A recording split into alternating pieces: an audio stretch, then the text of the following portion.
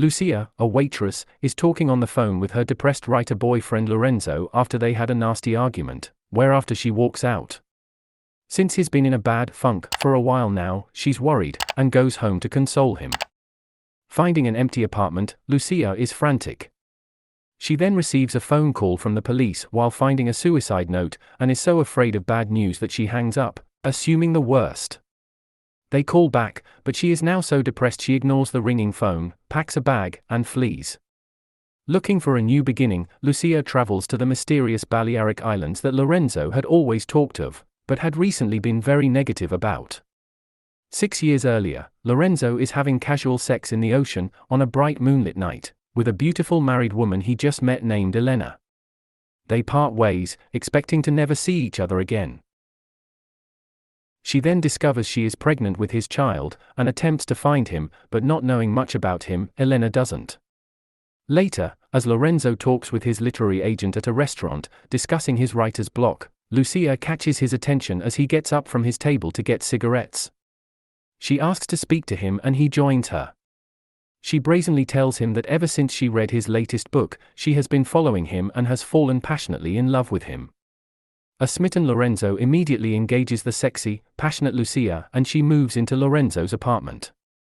The film then interweaves the past and present of the characters in the film and the characters in Lorenzo's novel. As the past plays out, we see Lorenzo repeatedly stalling for time on his new book with his editor while his relationship with Lucía deepens. About 6 years pass. Lorenzo then learns that he has a daughter as a result of his encounter with Elena and begins to visit the child at her school, meeting her babysitter Belén.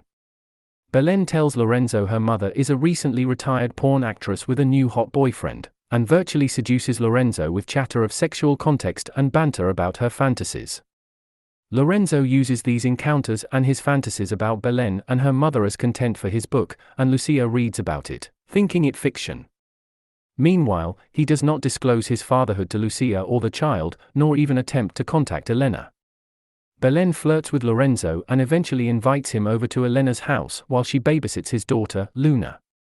Lorenzo tells Luna a bedtime story, and after she falls asleep, he and Belén begin to have sex. They are interrupted as Luna knocks at the bedroom door, and they watch in horror as the family dog, a large Rottweiler in protect mode, kills her.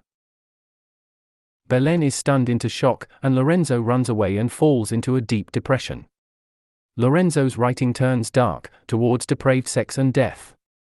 He anonymously contacts Elena, who has moved to the island to find solace and recall better days, and provides her a nice story about a beautiful child that loves to swim in the sea, to cheer her spirits. But his now guilt-ridden and uncommunicative relationship with Lucía begins to collapse. Back in the present, Lucía meets a scuba diver on the island, Carlos, and through him, Elena, who runs an inn on the island. Lucía rents a room, and the women bond as friends, not knowing their intimate connection. But when Lucía mentions Lorenzo by name, and his past visit to the island long ago, Elena deduces that connection, and after Lucía then sees a picture of Luna, looking remarkably like her father, she does too. Lorenzo's editor visits him in the hospital, where he was taken after being in an accident, and spent several weeks in recovery. When Lorenzo asks about Lucía, the editor tells Lorenzo he thinks Lucía thinks he is dead. Lorenzo senses Lucía is on the island and has the editor take him there.